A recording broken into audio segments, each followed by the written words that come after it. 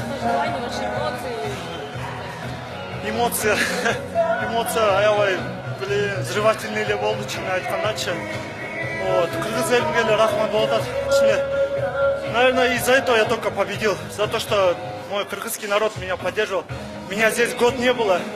И я вернулся на родину, я показал свой класс. Ну что, кыргыз элине рахмат болуп атат. Всем мамам, всем спасибо большое, потому что вот такие джигиты есть, которые, это самое главное, посвящаешь нашим матерям. Они, на самом деле, они очень много терпят. Вот. Спасибо большое тренерам таким, которые воспитывают, таких как мы. Всем братьям, которые рядом поддерживают в каждую тяжелую секунду. Они рядом. Чон рахмат айтотам, да? Очень приятно, на самом деле. Как вы оцениваете соперника? Соперника очень хороший, терпеливый, с характером, на самом деле, с характером пацан. Он молодец.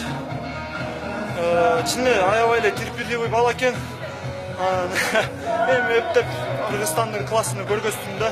Негизичи биринчи алар келгенде айтканда, биз эми чынында айтканда Дагестанды күчтүү балдар деп айтат да. Бүт любой организацияда Дагестандын балдары күчтүү. Биздин кыргыз балдарды билбейт да. Биздин кыргыз балдар аябай күчтүү. Биз тоодо жүрөбүз. Алар биздин жерге келип бизди утабыз дейт да. Андай болбойт го. Потому что кыргыздар чынында аябай күчтүү балдар. Эми мага көп балдар айтат. Жинди кыргыз депчи. Эми ушинтип чыгып, инките чынында жинди кыргыз деп айттым да. Өз атымды чыгарам да.